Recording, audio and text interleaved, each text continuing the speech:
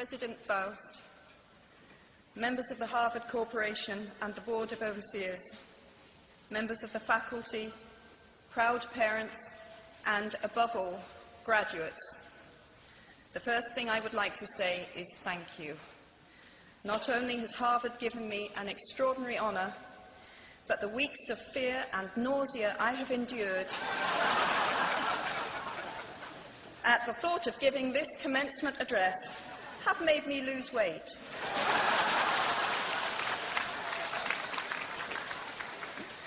A win-win situation. Now all I have to do is take deep breaths, squint at the red banners, and convince myself that I am at the world's largest Gryffindor reunion.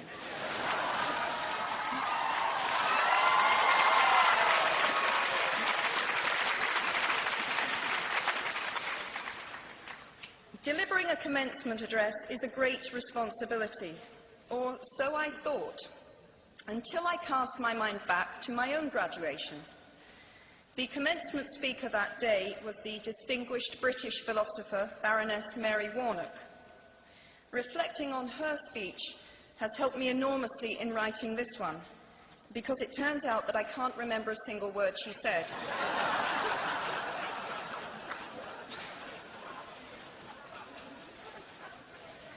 This liberating discovery enables me to proceed without any fear that I might inadvertently influence you to abandon promising careers in business, the law, or politics for the giddy delights of becoming a gay wizard.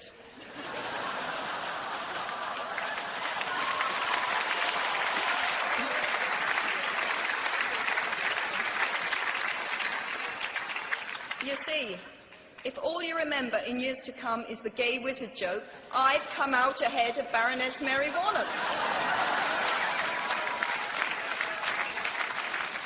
Achievable goals, the first step to self-improvement. Actually, I have racked my mind and heart for what I ought to say to you today. I have asked myself what I wish I had known at my own graduation, and what important lessons I have learned in the 21 years that have expired between that day and this. I have come up with two answers.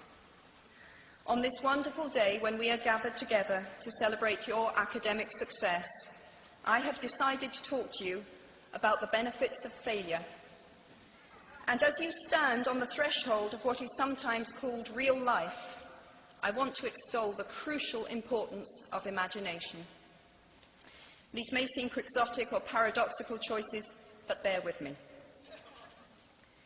Looking back at the 21-year-old that I was at graduation is a slightly uncomfortable experience for the 42-year-old that she has become.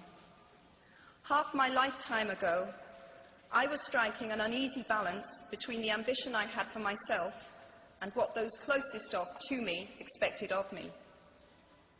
I was convinced that the only thing I wanted to do, ever, was write novels. However, my parents, both of whom came from impoverished backgrounds and neither of whom had been to college, took the view that my overactive imagination was an amusing personal quirk that would never pay a mortgage or secure a pension.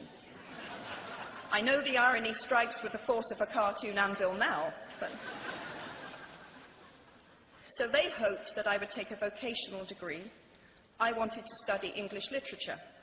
A compromise was reached that in retrospect satisfied nobody, and I went up to study modern languages. Hardly had my parents' car rounded the corner at the end of the road than I ditched German and scuttled off down the classics corridor. I cannot remember telling my parents that I was studying classics. They might well have found out for the first time on graduation day. Of all the subjects on this planet, I think they would have been hard put to name one less useful than Greek mythology when it came to securing the keys to an executive bathroom. Now, I would like to make it clear in parenthesis that I do not blame my parents for their point of view. There is an expiry date on blaming your parents for steering you in the wrong direction.